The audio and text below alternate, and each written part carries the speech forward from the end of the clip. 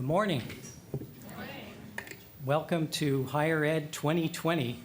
My name is Mark Zuckerman, and I want to welcome you here today to this important conference on the future of higher education. I want to give a shout out to Jen Mashori, who is our senior fellow and has led this creation of this event, Marielle Lissoni, who is helped with the logistics of this, and I want to give a shout out to Bob Shireman, who is our senior fellow, Bob Shireman right here, and Denise Fort, another senior fellow at the Century Foundation, and Yan Kao, who's works another senior fellow who works on for-profit college issues. So here we are, 99 days away from a new Congress being seated. College debt has rocketed to one of the top 5 issues in the country in terms of domestic issues. And if there is a change in the leadership, there is an opportunity to advance not just another routine reauthorization of the higher education, but a reimagining of the next generation of student financial aid. And I think this group right here, right now, is a great group to get this conversation started. I want to make a few observations and challenges about the work that we're going to do together today and moving on forward. First, having been myself a veteran of Capitol Hill and education issues for over 20 years and in the Obama administration, the old levers that we used to rely on in the Higher Education Act need significant updating. The increasing of Pell Grants, the lowering of interest rates, the improving income-based repayment, and launching loan forgiveness, those kinds of strategies that we used in the past are important. They'll be important in the future, but they are simply not enough to face the challenges that we have today in higher education. We need to imbue the next generation of student financial aid with more fairness, adequacy, and accountability. Another issue that when we rebuild the higher student financial aid system, the next generation, is the issue of funding. In my whole career, when we did higher education initiatives in Congress, we always were put in a box. The box was, if you want new initiatives to help students in schools, then you had to take it from another part of the Higher Education Act. In other words, it was a zero-sum game. Those days of zero-sum game, I think, are over. There is not enough offsets within the Higher Education Act. It used to be, when we had the Pell program, that we could reduce the subsidies, the middleman subsidies that were costing the system a lot. We could reduce subsidies and then raise benefits for students. And then Bob Shireman, about over 10 years ago, had the idea that if you really wanted to save some money, you could take them out altogether and create a direct loan program that was more efficient, serve students better. And in the end, through reconciliation, as you all know, when we did the Health Care Act, we saved $36 billion from moving to direct loans to turn that over to Pell Grants. But Bob and his friends have taken all the extra money out of the Higher Education Act in any significant way. It's gone. He's taken it. And we've given it over to the students. But when we think about the next generation, as part of the advocacy for whatever comes next, we have to put into the discussion that when Congress confronts this problem and takes action on it, that we need to identify, and it's not, we don't have to identify specific offsets, but we need to change the culture there to say that when this problem is tackled, that revenues within the Congress need to be found outside of the Higher Education Act. You cannot go big in higher education if you don't get that done. Finally, I'd say for people who say, well, you know, this isn't the time to launch big ideas in higher education, the politics, the traffic won't bear it right now, a big act. Well, I'll say this. I was the staff director of the Education and Labor Committee in 2006. And even before Democrats took control of the House, we were already thinking about what 2008 would look like. We were thinking about legislative initiatives. We were talking to think tanks and advocacy groups. We were working with CBO to cost out things. We were challenging our allies to come up with good ideas. The work starts now for what comes next in higher education, and I'm just so pleased that you've come to join us to start this conversation. Thank you for coming, and I want to call up Jen Mashori to talk about the rest of the day. Thank you again.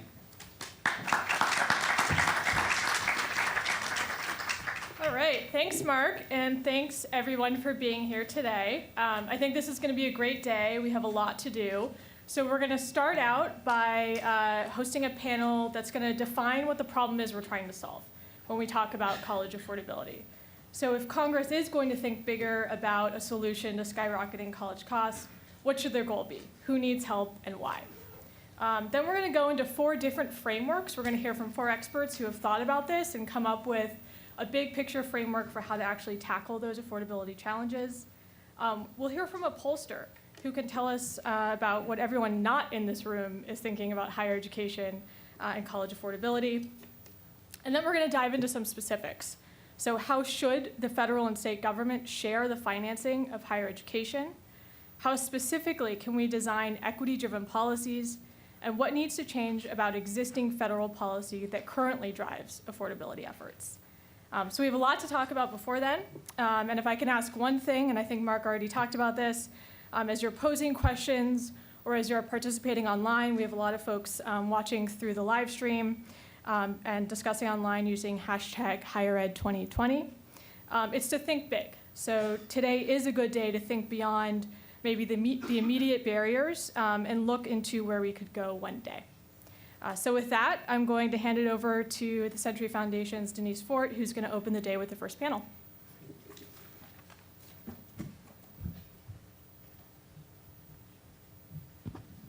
Good morning, everyone. I'm going to go ahead and just get things started, and let's welcome up our panel up here with me. We have joining us this morning James Call. That's it. Julie Margetta Morgan, Amy Lee, and Tiffany Jones. All experts in their field, and I'm so excited to be here with them this morning. So I was tapped to kick things off so that we can have a really robust conversation about what's the current state of affairs, what are some of the big ideas in higher education affordability, and so that's what we're going to do. We're not going to really start with any 5-minute presentations. We're just going to dig right in. So my first question, and I invite any and all of you to answer at any point in time, is what is this problem that we are trying to solve? What is the current state of affair in terms of access to affordable quality higher education? And where are the biggest affordability gaps right now? And sort of getting down to the bottom line, maybe we can just start with how do we even define affordability? Because it means so many different things to so many different people. If you guys could just sort of tackle that, give us 2 to 3 minutes. And I'm going to go from all the way to my left back over here. So Tiffany, can we start with you? Okay, sure. I was looking down hoping that James was just going to jump in right there. But I'm sure the panel will offer more to say, but I'll just offer a couple of thoughts. I think when we think about college affordability and the crisis that we see everywhere in popular media, and when you talk with folks about college opportunity, this is the conversation that folks want to have. So one, I just want to flag, like, this is also, it's hard to talk about all the other stuff we want to fix in higher ed without first starting with this issue that this is where folks' minds are. And so I think that's really, really important to think about, to talk about, especially as we encroach on really important elections and engaging folks around higher ed policy agendas that we have to be talking about the affordability crisis. Just one point I'll make, and then I'll leave it to the rest of the panel to jump in where they see fit as well, is just really having critical conversations about the ways in which this plays out differently for different types of students. And so in some cases, We often think about students with, six-figure debt, and those things are important and they can be an impediment, but we should also talk about in that conversation, and there's a lot of experts who really help to raise the consciousness around this issue, that the students who struggle the most to repay their debts are often those with smaller debt amounts, and that has a lot to do with whether or not they complete college. And so I think within the affordability conversation, we should also be thinking about what it is that students are being asked to pay for, whether or not it's worth it, and then who ends up struggling the most when that doesn't pan out. And so, again, you see report after report that points out the disproportionate impact on Black borrowers, and that even if they do complete, right, you still see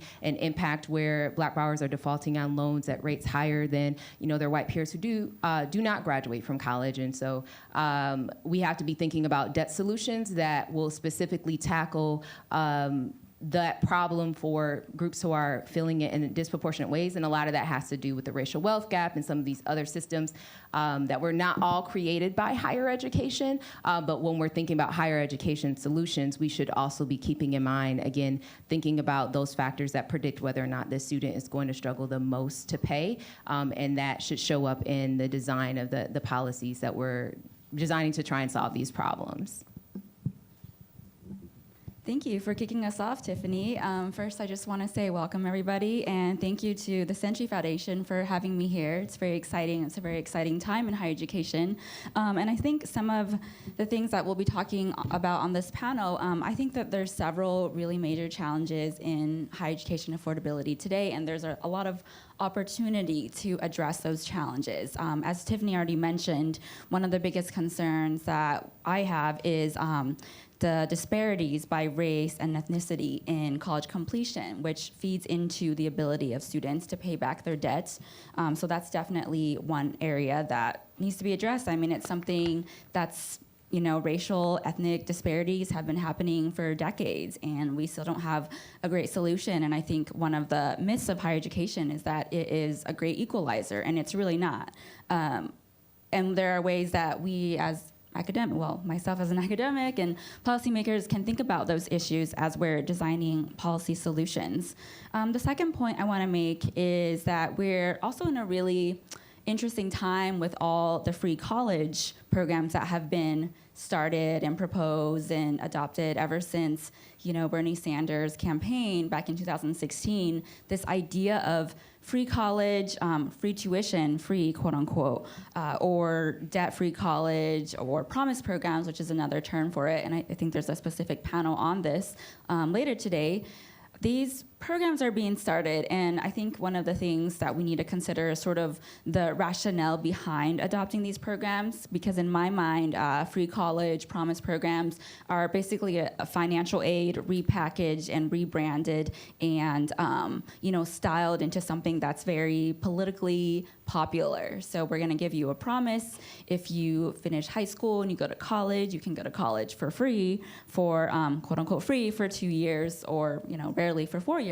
But these programs have the ability to increase equity, increase disparities in higher education access and completion. And so I think the devil is in the details when it comes to designing these proposals.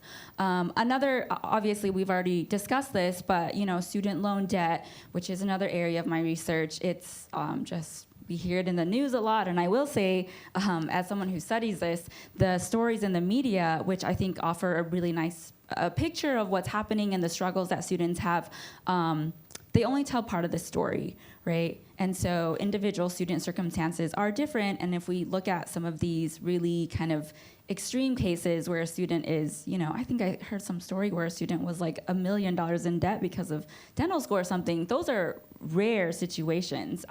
So I think one thing to keep in mind as we're discussing these issues is that, like Tiffany mentioned, some of the students who have the biggest challenges repaying debt are those that have $5,000 worth of debt. And those are the students that we need to be thinking about as well. Oh, sorry. I'm gonna use my own. You have your own microphone. It's just for me.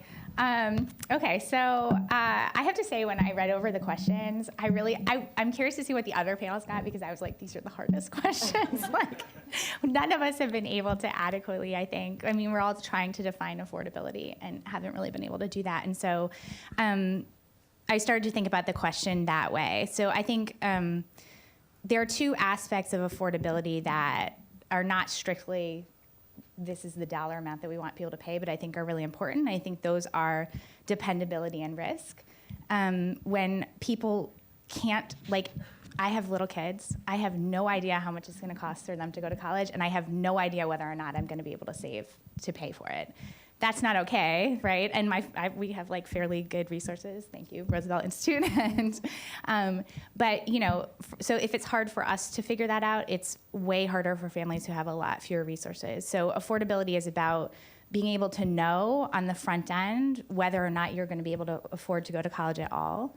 And I think on the back end, when we think about the role that student loan debt plays, being able to know up front, not have to wait 10 or 20 years to figure out how hard it was to pay for college, right? Like, we have people who are going into college and making decisions going to affect their financial well-being for the next decade or 2 decades who don't know how that's going to pan out. And that's not, right? That's just fundamentally not affordable if you just aren't able to tell. And furthermore, there are a ton of little decisions or just facts of life that are going to happen along the way that can drastically affect whether or not college is going to be affordable for you. That sort of question of whether or not it pays off. And that's where the risk piece comes in. So when students are paying for college, they're taking on a lot of risk that investment won't pay off. And more that's borne by the individual. I think the other way that I thought about the question, sorry if I'm not answering the question, by the way, but the other way that I wanted to think about it is whether or not affordability and like the way that we use that term is the right way to think about how the government should invest in college and how individuals should invest in college. Because I think we tend to think about it in terms of a percentage of income, what's the appropriate amount of money for a person to pay, rather than thinking about what are the outcomes that our government and our society want for students and for our economy. And so thinking about it in terms of like, what's the right amount for people to pay, or what's the right amount for the government to invest in order to create a thriving economy where people are actually prospering and getting ahead, to me is a better way to think about it than in terms of what's the dollar amount that people can pay that they won't end up in trouble later, right? And I think that the term affordability for me has that kind of connotation. I think there are 3 different conceptions of affordability that are worth keeping in mind today, and I've heard this sort of threaded throughout my co-panelists' comments. I think one is the conception of whether college is worth it. Is it worth the price that we're paying for it? And I think most of us in this room believe strongly in the value of education after high school and helping people move up and live better lives. That's not necessarily true with the public at large, and there's a degree of skepticism in higher education seems to be growing. I think the second, and this is the one that may be most familiar to longtime DC policy wonks, is the question of access. Are colleges affordable in the sense that academically qualified students can pursue an education without financial obstacles? And by that measure, we have a long way to go. We know that there are large gaps in enrollment and completion, even among academically prepared students, based upon income and based upon race. The third measure that I think I heard a lot of, which is a little bit of a new way for thinking about it, at least for longtime DC folks, is affordability as a lifetime conception, that this is one of the biggest investments we're going to make in a lifetime. Is it possible to save, and is it possible to repay your student loans? So not just a question of can you pay for your dorm and your books and whatever your immediate expenses are, can you piece that together during the semester you're enrolled in college, but then also are you able to repay that over time? And I think that we need to pay a lot of attention to the fact that although college is an excellent investment for most people, there are 1 million people a year defaulting on student loans. We see big disparities by race, by income, by which college and college quality. And so the issues of student success are increasingly intertwined with issues of affordability. Thank you, everyone. I'm also reminded that I need to remind you all in the audience, if you have questions, I think you've been given little postcards. Can you please send them down to either part of both sides of the aisle, and someone will be available to pick those up. Thank you. I think that you guys touched on, I think, a broad range of issues, but I think it's important that we know that affordability is probably a little bit more nuanced than what folks are reading about in the newspaper, and also what families and young people, older people are thinking about once they're signing the dotted line. So with all of that in mind, what is the next big play in affordability? How do we, in addressing affordability, how do we put everything that you guys said together? What is that nugget that's gonna solve it all? We're gonna find out today. James? Sure, no problem. I think obviously there's a lot of important things that we need to do. Investing in Pell Grants is very, very important, making student loans affordable. In terms of a new approach, I guess the idea that I would like to put on the table is the federal-state partnership. I'm glad to see there's more time for that later. I think that if you look at the trends in college affordability, the major problem has been the consistent ratcheting down of state support per student in public institutions. And that's the single biggest driver in college costs for most students that enroll in public institutions. And it puts the federal government in a challenging situation, because when federal policymakers make investments in Pell, we're counting on state policymakers to maintain their investment or even increase it. So, I would advocate for a reconception of the federal-state partnership in a way where we are investing together in college affordability. States are continuing or expanding their investments, and that we direct those investments not just toward affordability, but also to student success, so that we're consistently graduating students, helping more students graduate on time, and making sure that college pays off for students. They can repay their loans and they reach their goals in their careers and their lives. Okay, so I agree with all of that. I think within the world of higher education policy, there are certain kind of fairly, I think, obvious things, right, that we've all been kind of thinking through, and we'll figure out the right way to shape a federal-state partnership, and of course, invest in Pell Grants, right? I think if I were thinking about the next big thing that we haven't been thinking about that much, and so I'm going to throw out a thing that I have no answer on, so it's not exactly a policy proposal, but is how we need to think about higher education policy in the context of larger trends within the labor market and the effect that higher education has there, and what we need to do to calibrate our efforts on higher education policy to those changes. And the reason I'm thinking about that is the thing that we continue to say about college being worth it, and also about the disconnect between the way that average people think about affordability or the types of problems we're having, and the way that we've been thinking about it in DC. I think there's something in Inside Higher Ed today, right, about free college, and saying the public and policymakers are really into it, but among DC policy experts, it's not maybe that hot of an idea. I think looking at the trends in the labor market gives us a window into why that is, and why the public feels more pressure about this than we do. When we look at whether or not college pays off, we look at the earnings premium, right? The difference between what you make if you go to college versus what you make if you don't. That there is a big earnings premium there, but part of that earnings premium is driven by the fact that the bottom is falling out of high school wages for people with a high school diploma. So to us, when we just look at that individual measure, we can confidently say college is worth it, it's a good investment.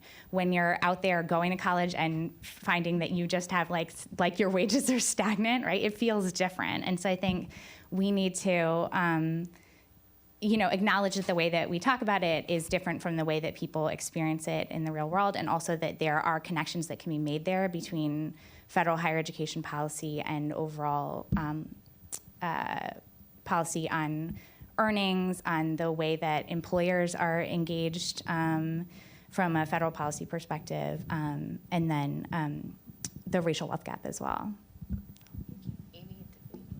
Great. Well, thank you. I think James and Julie both make really important points, and I'll just add on to that. So, the first thing I think that's really critical to understand is this state disinvestment in higher education. So, public higher education is primarily funded by state appropriations. The Pell Grant program, the federal financial aid program, that goes directly to students. So students can choose to take that money to wherever they decide to go to college. But the whole trend in the last couple decades, and especially since the last recession, of this state disinvestment in higher education, I think is driving a lot of the costs. So a lot of the increases in tuition that we have seen over the past years is really because, college isn't getting any cheaper, and public colleges aren't getting as much money from the state as they're accustomed to, and so they have to increase tuition to fund their operations. And there's actually been some really interesting research done by one of our future panelists, Will Doyle, that looking at the Hovey hypothesis, which shows that as state policymakers decide what public programs to fund and defund, higher education really gets the short end of the deal when the economy is bad. Because from a policymaking or budgeting perspective, colleges can increase tuition. So essentially, all the cost gets passed down to the students. So I think that brings into a philosophical question, and I think that's been touched on already, is what is higher education? Is it a public or private good? I think that it's moving more and more towards being a private good because, number one, students, and we can view students in some ways as consumers because they are purchasing a service or a product, although it's much different than buying, the newest iPhone, which I think I want to get. But my point is that, students are demanding better quality education, their parents, because of this higher price. And I'll make a distinction between price and cost in a minute. But students have to pay more out of pocket, so they want good education, and whatever that means, quality in higher education, I think, is something that I think about a lot. But how do you measure quality, and how do you, what does that mean, a quality bachelor's degree? So my second point is this return on investment topic is, all in all, across all studies in aggregate, on average, getting a bachelor's degree, and in most cases getting an associate's degree, improves your wages. And that's measured by, the increase in your wages annually, quarterly, however it's measured, compared to a similar student who only graduated from high school or only took credits out of college but didn't earn a credential. So as a whole, higher education is still very much worth it. And I think I'm kind of speaking to the choir and saying that I truly believe that getting a college degree is definitely worth the investment. But I think one thing, and maybe you touched on this, Julie, is sort of the discipline in the labor market, and how do we connect the fields that students study to labor market needs. So I was just at another conference in Las Vegas, and one of the topics was liberal arts education, right? So there's been all this talk about STEM and how STEM is super important. It got started in the last presidential administration, this major emphasis on STEM degrees, because these degrees are producing higher wages and students have a higher likelihood of getting a well-paying job if they major in, engineering, or versus if they major in one of the liberal arts fields. And I think that's really important, right? Because our society as a whole, and from a policymaking perspective, there's a lot of policies out there that incentivize STEM degrees, right? They want students to major in STEM, they want to graduate in STEM, but that's kind of chipping away at some of the sort of historical value of college, which is, getting this broad liberal arts education, like expanding our critical thinking. If you look at some of the student surveys that have been done across time of what the American freshman or freshwoman looks like these days, one of the major impetus or one of the major motivations that people go to college these days is to get a better job. It's not to expand my horizons, although we love the idea of that. So I think as policymakers, and a lot of my work is on the state level, so you can speak more to the federal level, but we need to think about aligning some of the incentives for public colleges to labor market needs. Oh, you have your own microphone too. I'm like reaching for Amy's microphone. So I'll just say this. folks have already raised really important points. What's the next big move? I'm not going to suggest that I have the answer to fixing everything, but I will say the next big move has to be equity driven, and it's like, what does that mean? And so, you know, equality is this idea that everybody gets something, and I think when we think about equity, we have to think about what it is that folks need. And I don't want to suggest that certain groups are more needy in the sense that from like a deficit perspective, but more so we all have needs. Some folks have been positioned where they can pay out of pocket privately to meet those needs, and some require more support publicly to have those needs met because of how our systems have been set up inequitably. So that means whatever we're doing has to be equity driven and making sure that we're thinking about what those needs are and how to meet those student needs. And so when it comes to affordability, I think that there are a couple of examples. One, when I think about, you know, panelists already brought up free college earlier, I think it's more so about design, and design matters. So if we're trying to prioritize meeting those student needs first, I think about models that might prioritize meeting the needs of low-income students, which go beyond tuition first, and then building on top of that, maybe additional benefits for others, because obviously where we are at this point in the affordability crisis in higher ed, there are students across the income spectrum that do struggle, but you can prioritize. I think an example is Oklahoma, where over time the income cap is raised, right? So more and more students can receive benefit, and that's different than thinking about providing a benefit to all, and then over time perhaps we can find additional resources for low-income students. So it's about kind of thinking about how do we design these policies in a way that we're talking about meeting students' needs and thinking about those who are struggling the most. And then I think another piece is about trying to connect the dots around what's causing the affordability crisis around, you know, what folks have already brought up. Is it worth it? What is the risk? Are students able to repay? And one model I think is really interesting that they're piloting at Wayne State. I'm from Michigan, so I gotta give a Michigan shout out.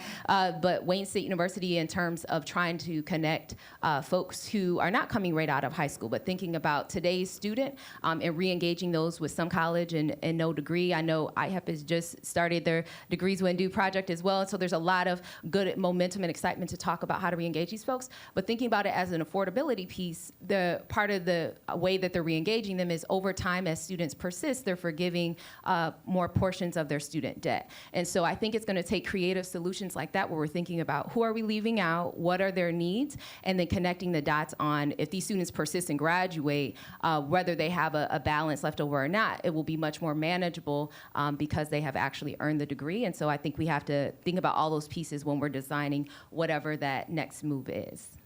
Thank you. I love the fact that we're talking here about new and different ways, because we've tried a lot of things in the past, and I think there's a staunch recognition that not only are the student consumers changing, someone who I was on a panel with said they are not the non-traditional, they're the new traditional when it comes to both single parenting or older folks, or even students who got their four-year degree, didn't work out for them in whatever job format they had, and now they're going back again. So there is a new traditional student that we need to think about in addressing most of these affordability questions.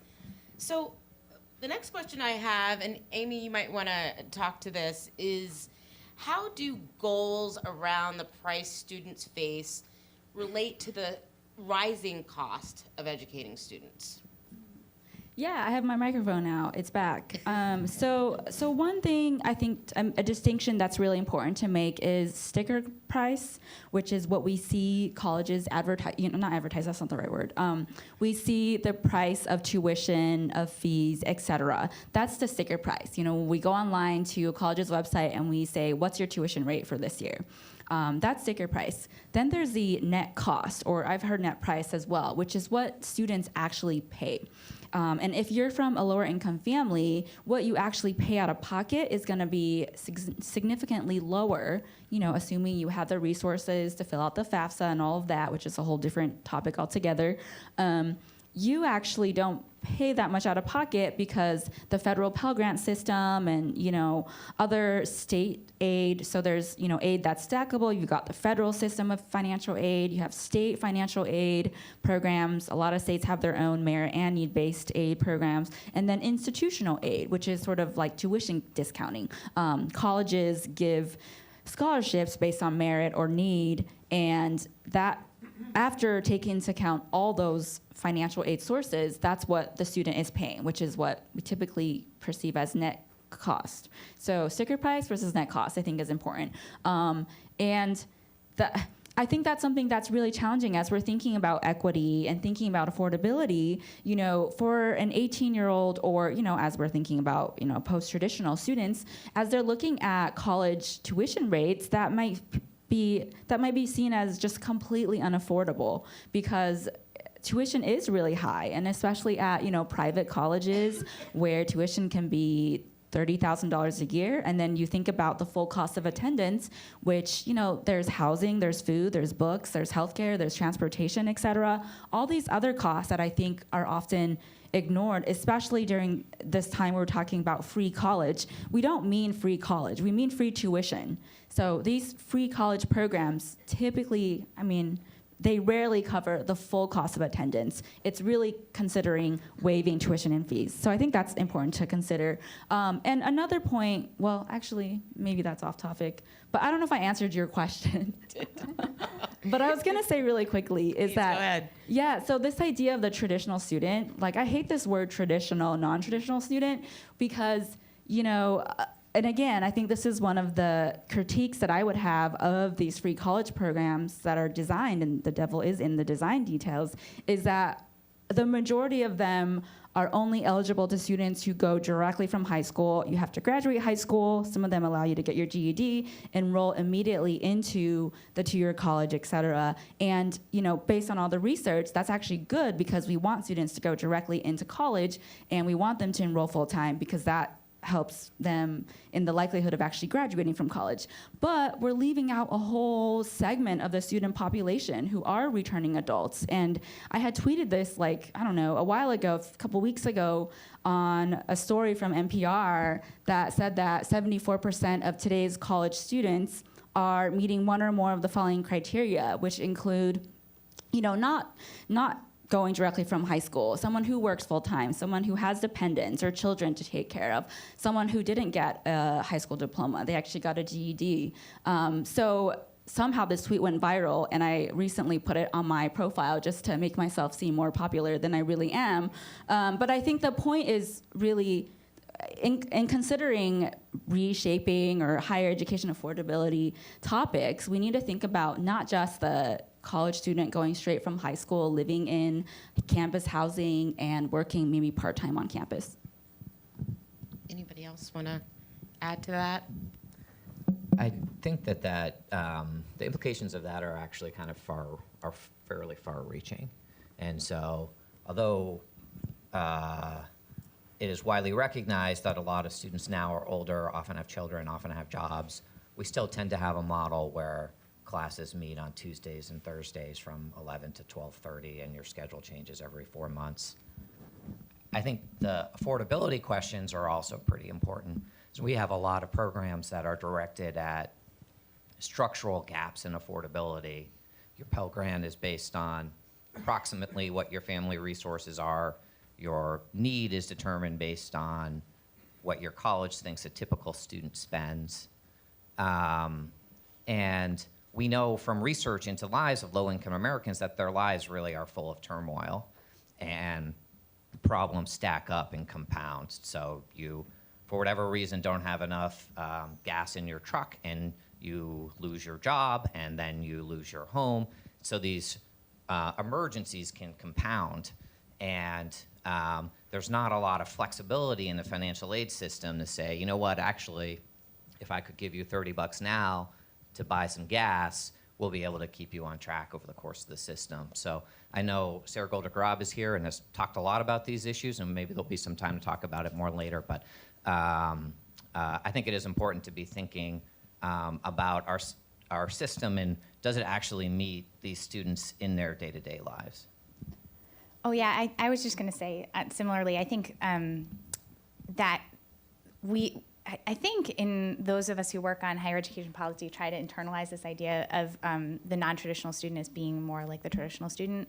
I think one of the areas where we tend to forget that is when we think about information and advising and talking to people about the value of college, right? I was at an event a while ago where we were doing these little exercises on how to advise certain students, and they gave you like an example of a hypothetical student. And the student my group got was like a 50-year-old divorced mother with kids in high school who wanted to go back to get a degree in nursing. And just thinking about even the steps that we've taken to try to help people understand the costs of college, the risks of taking on student loan debt, all of that stuff is still so geared towards your traditional age student that our group had, I think, very little insight to offer somebody who didn't have, I don't know, how long do people work for? 30, 40 years? Like she doesn't have that many years left to work, and she's got kids who are heading into college. It's a very different circumstance. So we still have a little bit of a one-size-fits-all approach in terms of how we think about the payoff afterwards.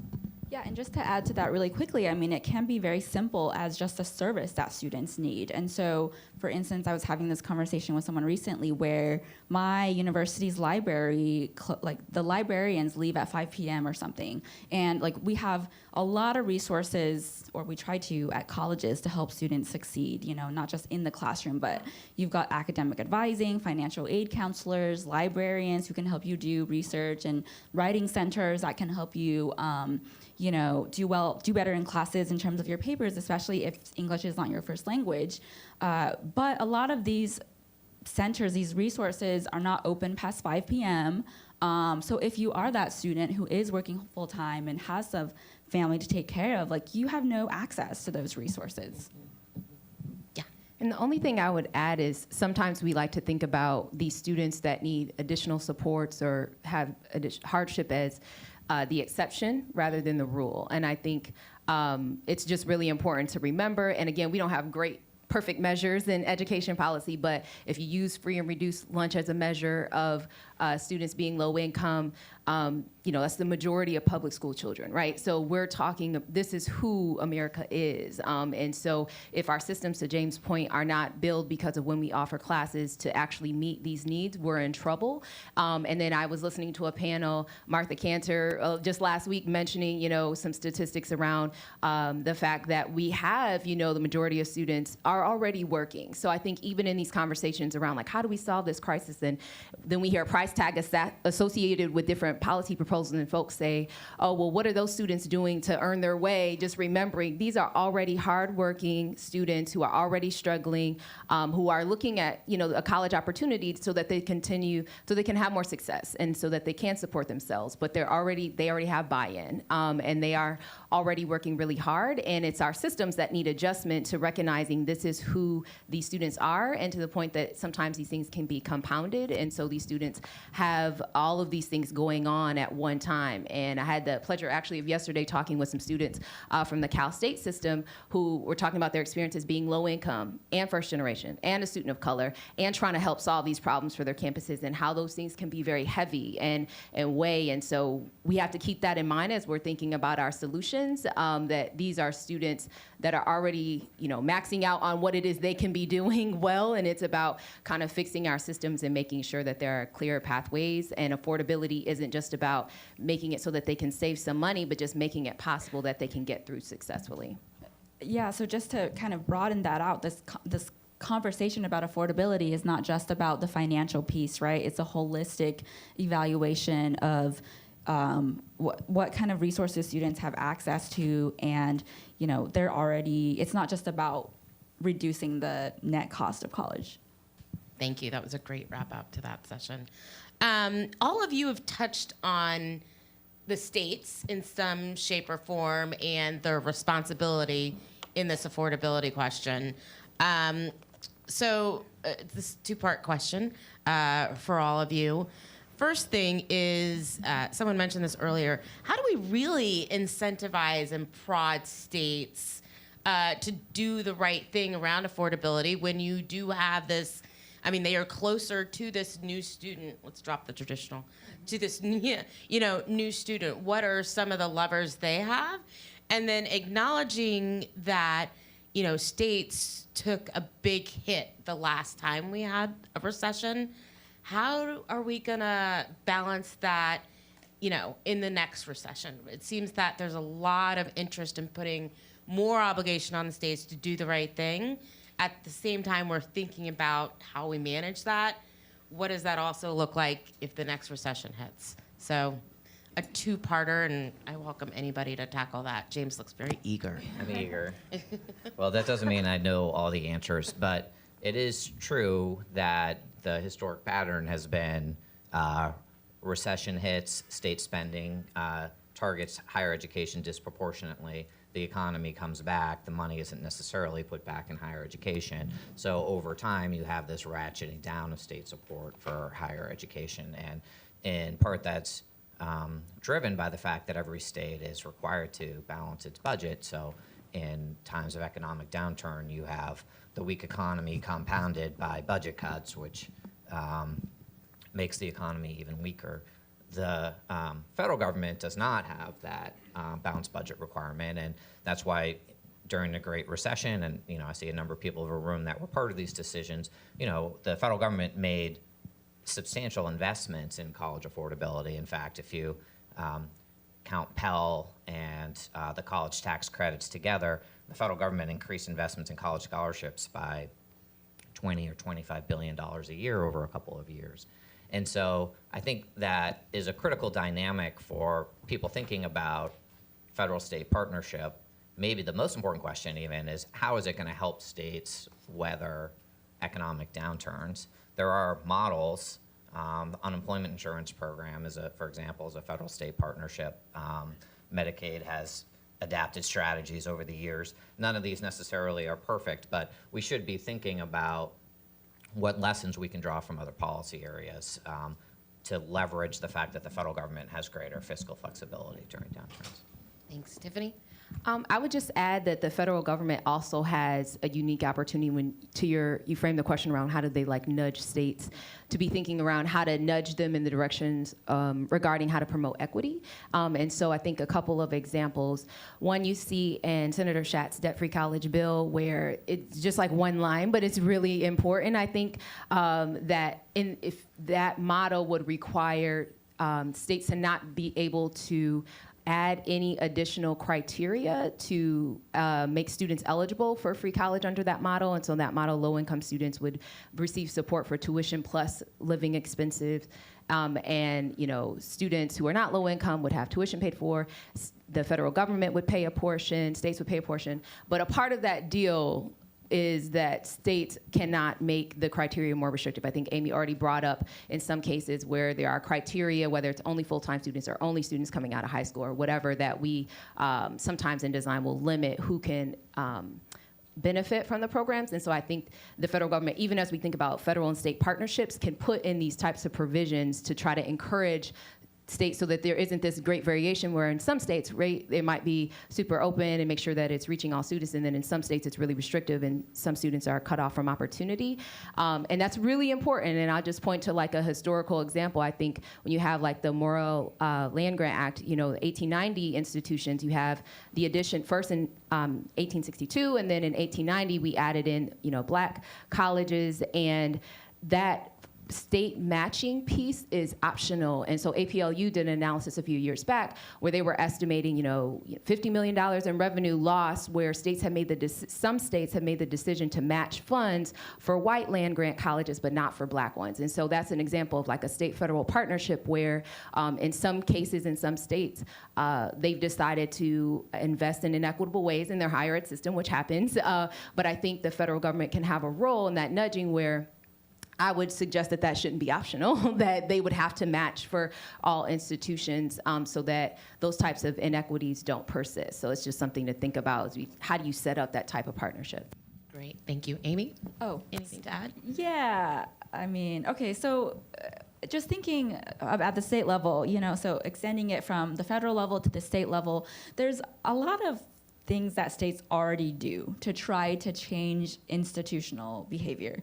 So I've written a lot, or at least it feels like a lot, on performance-based funding, performance funding, or outcomes-based funding, which is a policy at the state level that gives state funding to colleges based on the students they graduate. So not just on seats in the classroom, which was this historical funding model where states give money to colleges based on how many students are enrolled during the 15th day of the semester, et cetera. So there were no incentives to actually graduate students, just from a strictly budgeting perspective from the state level.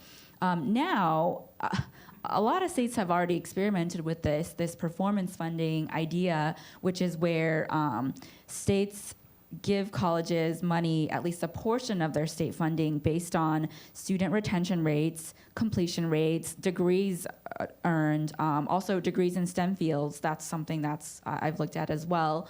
So at the state level, there are certain policy levers that are already in place to try to incentivize colleges to change their behaviors, whether it's increasing academic advising or more scholarships or creating cultural centers for students of color, et cetera, to help increase retention and completion. But there are a lot of sort of unintended policy consequences of performance funding. So the research that myself and all the other colleagues have done has shown that when colleges have to get funded based partially on student outcomes, they just become more selective. So especially at the 4-year level, at the 2-year level, it's not really as possible because 2-year colleges have this open access mission. But at moderate to more selective public 4 years, the easiest way to graduate more students is just to admit students who are going to graduate anyway. And so this policy, even though theoretically, rationally, it makes sense. Let's just pay colleges for the students to graduate instead of the students that they enroll. It's got some and Tiffany has written about this too, it has some very dangerous consequences where colleges have increased their selectivity. They've increased their minimum ACT, SAT scores. They've recruited more at wealthier high schools to get more students who are from better resource families. And so there are really major equity consequences to these proposals that I think oftentimes we don't even realize that can happen until after they've been put in place, after it's been several years, after we have enough data to actually look at what's changed in response to these policies. Thanks. Reminding folks again that if you have any questions, use your note cards, send them to either aisle. I'm not going to open it up and use one of those questions from the audience. If you had to describe the goal of affordability efforts for the next Congress in one sentence, this is a good one. Oh my gosh. What would it be? Whose question is that? No, I'm just kidding. I'd like to ask the audience. Anybody want to tackle that one? One sentence. It could be long sentence with commas. I'm going to do a long academic sentence. Right? No. I would say tackle affordability on the front end and protect students. That's good. That wasn't very long. Wasn't even a full sentence. Amy?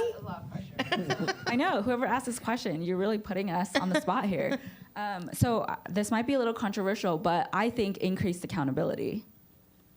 Interesting. Julie? I think I would want Congress to drastically reduce the reliance on student debt and take the risk off individual families. That's good. I would say close disparities by race in income in college enrollment and college outcomes. Very good. Those were great. This one is maybe challenging, maybe not. How should we think about these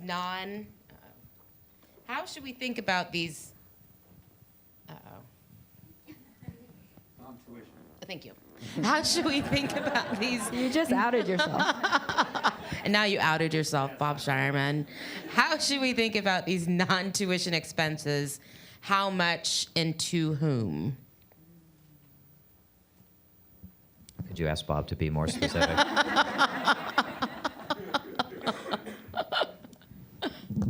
I would. Oh, go ahead. No, go ahead. I would just I don't have all the answers to that, but just a couple of thoughts. One, like how you think about non-tuition expenses, the initial response might be like, well, that's really expensive or, unrealistic or difficult. And I think we have to remember, although, higher ed is very vulnerable and, it's discretionary, and so we often make cuts, but states make decisions with how they spend their resources, and at the same time we saw these decreases in higher ed spending we talked about, we saw increases in spending around corrections, for example, and so it's about states prioritizing, and then the question is, so what would you do with these additional funds? And then we can have a conversation around targeting some of these non-tuition expenses like transportation, daycare, food and housing, and thinking about how to do so strategically, whether or not you tie those to some of the emergency fund needs that James was talking about earlier, whether you tie it to persistence and completion. So I mentioned the Wayne State model, each semester, just to encourage persistence, more and more is forgiven. There's other models that are, about these kind of incentives to try to get students to complete on time, and then there's more forgiveness there, or resources that they can use for some of these other non-tuition needs. So I think even just starting the conversation, once you start listing all the other stuff that students need coverage for besides tuition, it could seem daunting, and of course you have to have conversations around like who's paying for all of that, and I would say one, the priority should be the students with the most needs, so thinking about low-income students specifically, but then two, pushing the federal government to think about priorities, because in a lot of times we are investing in really regressive ways in higher ed, just our higher ed dollars alone. So we're spending more money on students who don't need it. And so CAP did an analysis a few months back, and there's spending gaps between Black students and white students, for example. And in their analysis, they estimate that if you were to close those gaps, that the difference in spending is enough to fund students for something like the CUNY ASAP model. So a lot of times when we start talking about, covering transportation and some of these other things can be very expensive, of course they move the needle on completion. Any college would do that if they had the resources. But we should take a chance and really take the opportunity to reflect on how we're already investing in higher ed in really regressive ways and spending a lot more money per student on higher income students who already have resources, and those disparities also persist by race, and we could reallocate that funding to try to cover some of these costs. So I answered more of the how and then a little bit of the who, but those are just some things to keep in mind as we have a conversation around how to address some of these non-tuition expenses. Thanks, Amy. Julie? In thinking about some of these non-tuition expenses, I think one thing I want to throw out there is political sustainability and feasibility. So these free college programs, for instance, like Tiffany has already mentioned, Tennessee has one, its last dollar, meaning that actually the majority of the funding doesn't go to low-income students because they're already covered by Pell, or at least we think they're covered sufficiently. Most of the money goes to middle income and upper income families. Same with New York. I mean, there is this income cap, but there are very restrictive eligibility requirements for the New York program. For instance, you actually have to pay back your free tuition if you don't live and work in the state for the same number of years as you receive the funding. Same with Oregon, they have an income cap as well. So these large-scale free college programs are almost always last dollar. But I think that is important because actually creating a first dollar statewide promise program or free college program is really expensive. And higher education is already having a lot of challenges trying to get more state funding.